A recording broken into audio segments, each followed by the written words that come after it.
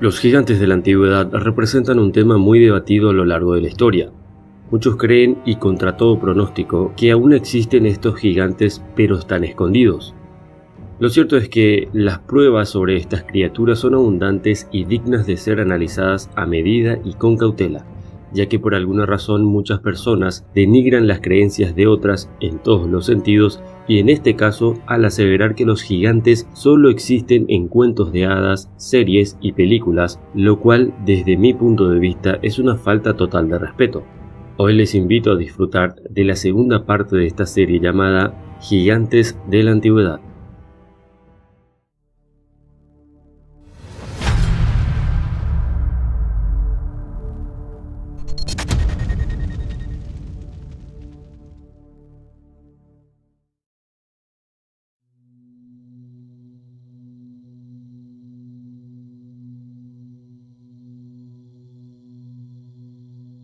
De acuerdo a investigaciones arqueológicas, no existen dudas de que en el mundo antiguo mesoamericano existieron los gigantes, seres de proporciones colosales con los que tuvieron que combatir los hombres del pasado. Varias revistas arqueológicas mexicanas, por ejemplo, dedicaron números especiales a este tema donde se pueden leer las relaciones que hace Fray Bernardino de Sahagún acerca de las pirámides de Teotihuacán y Cholula, en las que atribuye directamente las construcciones a los gigantes. Y esto no es de sorprender, pues la idea estaba muy arraigada entre los frailes del siglo XVI. Veamos cómo lo menciona el dominico Fray Diego Durán al referirse a la presencia de gigantes en la región poblano-tlaxcalteca.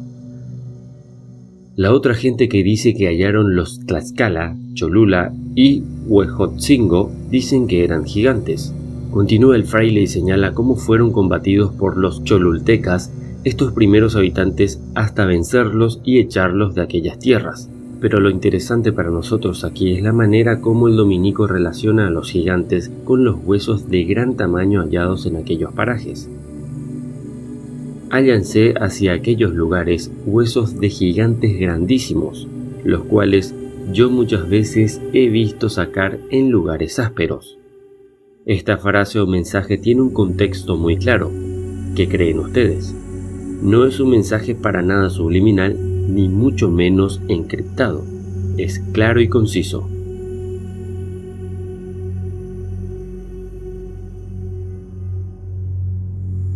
Dicen que hace más o menos 6.000 años llegaron a lo que hoy es México unas tribus que en su conjunto son conocidas como los otomíes, los hombres que caminan con flechas, como los llamaron más tarde los pueblos nahuas. La etnia otomí es la más antigua aún existente en México. Oleadas de muchos otros pueblos han llegado a través de los milenios, incluso aztecas y españoles, pero los otomíes nunca han sido un pueblo sumiso y conservan su milenaria identidad hasta el día de hoy. Una de las muchas leyendas que este grupo étnico narra que cuando los otomíes llegaron al Anáhuac, encontraron allí una raza más antigua, los gigantes. Eran estos también seres humanos, pero con una estatura descomunal, por lo menos el doble de los otomíes. La necesidad de disputar las fértiles tierras mesoamericanas hizo inevitable el choque entre ambas razas. El resultado de la contienda fue la completa victoria otomí, sin que conozcamos hasta el día de hoy los pormenores de la hazaña. El hecho es que los gigantes fueron exterminados, ya fuese porque eran escasos o por la inteligencia superior de los otomíes. El Códice Vaticano recoge una dramática escena en donde un grupo humano, seguramente de otomíes, arrastra con mecates a un gigante muerto y destrozado en el combate. México a través de los siglos narra también el violento choque entre ambos pueblos que, leyenda o realidad, ha logrado trascender hasta nosotros. Hay que aclarar que muchos datos más tendríamos de estos sucesos de no ser por la costumbre de los aztecas de destruir los códices de las naciones que iban sometiendo. Entre sus tradiciones se encuentra la de considerar que en algunas grandes piedras yacen encerrados los gigantes. Incluso creen que algunos de los ancestros otomíes fueron gigantes y que fueron convertidos en piedra. Ya en 1569, Alonso de Urbina escribió una obra acerca del pueblo otomí, Arte breve de la lengua otomí y vocabulario trilingüe. En ella hace referencia al vocablo cangandó, que significaría piedra preciosa. Los lingüistas modernos piensan que la pronunciación correcta es Kudo-Kahoo y la traducen como piedra mago. Esto significaría que los pueblos de lengua otomí piensan que en ciertas piedras megalíticas se hallan encerrados magos, de manera que no todos los gigantes habrían sido enemigos de los antiguos otomíes. Algunos serían sus ancestros o magos benéficos que los ayudaron a sobrevivir. No todas las piedras mágicas serían receptáculo de los cuerpos de los gigantes. Algunos contendrían seres sobrenaturales de otra índole. Algunas piedras tendrían enanos en vez de gigantes, y otras serían la prisión del yogi o Bometi, los antiguos cuyos orígenes se remontan a la creación del mundo. Las leyendas aztecas, que tomaron prestadas de los pueblos más antiguos, entre ellos el otomí, hablan emotivamente de Quinametzin, los gigantes. Se atribuyen a los Quinametzin la construcción de las pirámides de Teotihuacán y la Gran Pirámide de Cholula, la más grande del mundo. El Códice Florentino narra la historia de un gigante otomí, aunque seguramente no sería tan alto como el Quinametzin. Este guerrero otomí, llamado Tzilacatzin, peleó al lado de los aztecas contra los españoles en la batalla final por Tenochtitlán. En base a su gran fuerza y valentía, logró mantener a raya a los españoles y a sus aliados, causándoles numerosas bajas al arrojarles piedras grandes. Finalmente la peste y la hambruna sometieron a los mexicas y no se supo más del valeroso Tzilacatzin.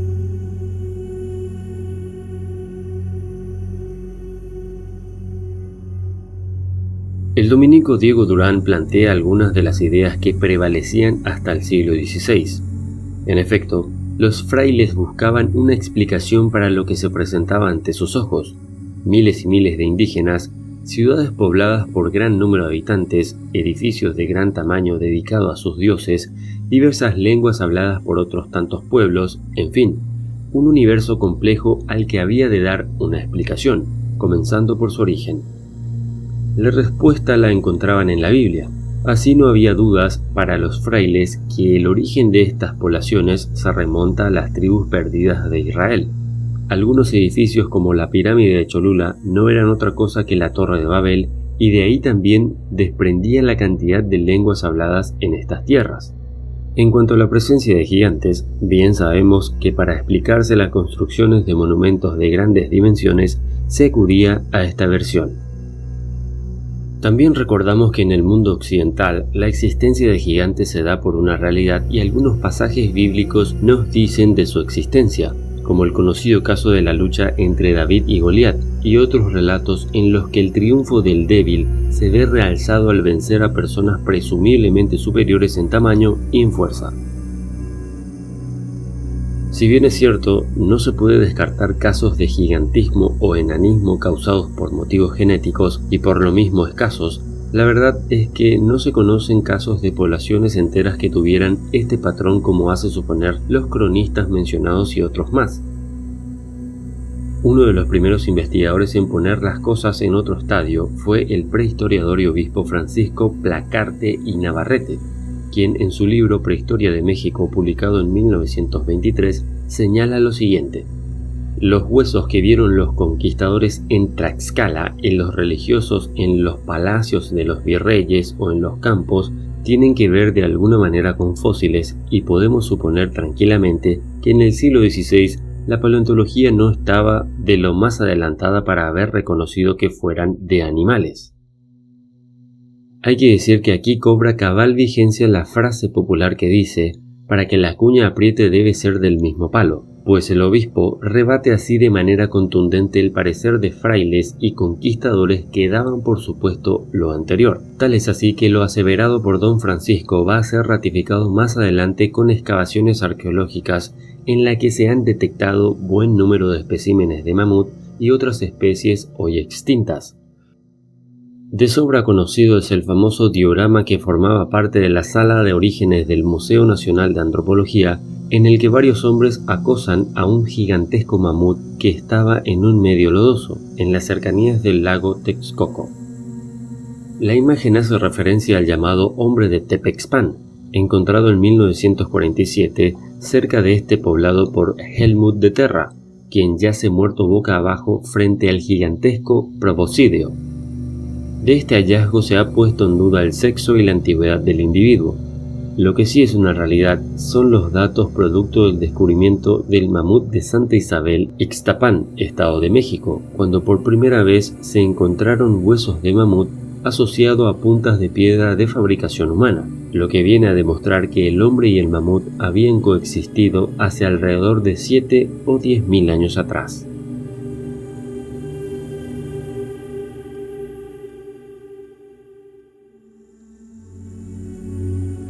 Es evidente que para acomodar los relatos muchas veces los personajes denominados historiadores o prehistoriadores en este caso hacían todo lo que sea posible para ubicar adecuadamente a su conveniencia o a la conveniencia de la iglesia o tal vez a los denominados policías de la verdad en aquella época. Si bien el hecho de que los frailes y los españoles hayan confundido huesos de mamuts con huesos de gigantes humanoides tiene mucho crédito, ¿qué me dirías si te pusiera el asunto de esta forma? ¿Cómo es que una gran cantidad de personas puede aseverar algo como huesos de gigantes y otros pueblos, en este caso los indígenas, tengan entre sus leyendas la convivencia y existencia de gigantes? Es decir, si los frailes y los españoles dijeron haber visto huesos de gigantes y los mismos otomíes y otros pueblos como los aztecas aseveran que los gigantes existieron entre ellos, esto definitivamente coloca dos engranajes perfectamente ensamblados. Pasa lo mismo con las leyendas de los patagones. Los europeos que llegaron a esa región dijeron que en la Patagonia se encontraron con gigantes y en las leyendas de los pueblos de la Patagonia la presencia de los gigantes es un hecho. O sea, se encuentran dos afirmaciones que coinciden y que son de regiones muy diferentes del planeta. Dime qué piensas tú de esto. ¿Crees que en la antigua Mesoamérica existieron los gigantes o solo se trataba de huesos de mamuts?